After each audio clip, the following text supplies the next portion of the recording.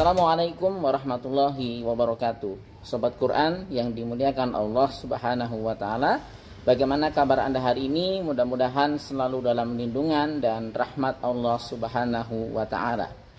Sobat Quran, ada hal yang cukup aneh yang terkadang dialami oleh segelintir penghafal Al-Quran, yaitu di mana mereka merasakan hanya bisa menghafal jika menggunakan mushaf orang lain.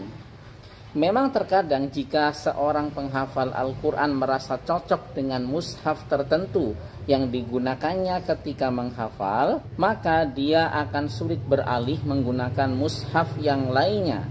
Bahkan terkadang walaupun dia sudah hafal, kemudian mengulang hafalan tersebut dengan menggunakan mushaf lainnya, tidak jarang malah membuatnya sedikit pusing ketika membacanya. Apalagi jika memang jumlah barisnya berbeda, jenis huruf dan tanda-tanda lain yang menyertai huruf-hurufnya juga berbeda. Hal ini sebenarnya sangat mungkin terjadi jika salah satu cara yang digunakan oleh seorang penghafal Al-Quran, selain dia menghafalkan bunyi ayatnya, dia juga merekam letak-letak bahkan lekukan huruf-hurufnya untuk disimpan di dalam memori otaknya.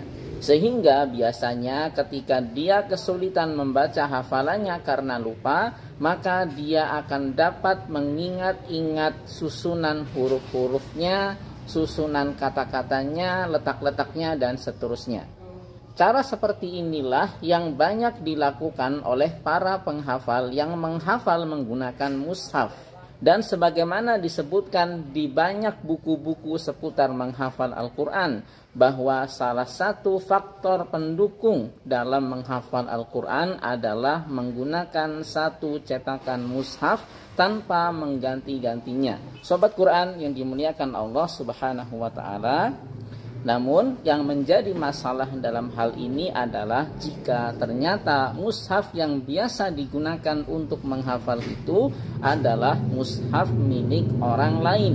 Mungkin awalnya dia hanya mencoba-coba, tetapi pada akhirnya dia tidak bisa menggunakan mushaf lainnya untuk menghafal selain mushaf yang dipinjam dari temannya tersebut. Sebenarnya tidak masalah jika pemilik mushafnya ridho, tetapi tentu jika mushaf tersebut juga digunakan untuk menghafal oleh pemiliknya, maka mau tidak mau dia harus mengembalikannya dan memilih mushaf lain. Jika Anda termasuk yang memiliki karakter seperti ini ketika menghafal Al-Quran, maka sebaiknya belilah mushaf yang sama. Adapun jika kesulitan mencari mushaf yang sama persis, maka paling tidak carilah mushaf yang susunan ayat-ayatnya sama, barisnya sama, penempatan kalimat-kalimatnya juga sama, walaupun mungkin percetakannya atau penerbitnya berbeda-beda. Jangan sampai ketika Anda sudah merasa cocok dengan mushaf tertentu yang sudah biasa Anda gunakan untuk menghafal, namun ketika mushaf tersebut hilang atau diambil kembali oleh pemiliknya, jika memang dia adalah mushaf pinjaman, akhirnya hilang juga semangat Anda untuk menghafal. Hal lain yang juga mungkin saja terjadi adalah ketika seorang penghafal Al-Quran merasa cocok dengan mushaf wakaf yang didapatnya di masjid.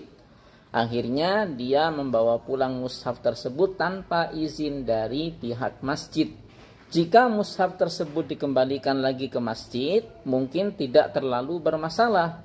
Namun jika mushaf tersebut justru malah tidak pernah dikembalikannya lagi, bahkan tidak ada niat untuk mengembalikannya, maka tentu saja yang demikian itu tidak dapat dibenarkan.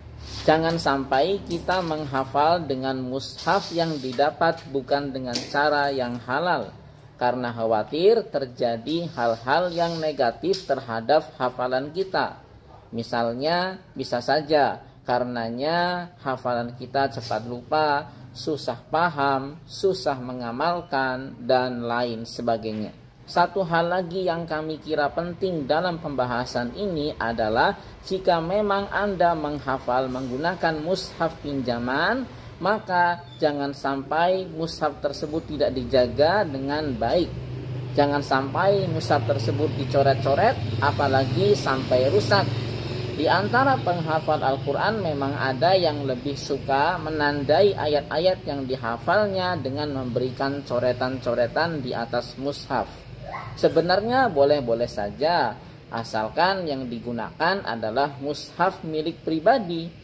Namun tentu tidak boleh dilakukan jika mushaf tersebut adalah mushaf pinjaman atau mushaf wakaf milik masjid, kecuali jika pemiliknya sudah menyatakan keridhoannya.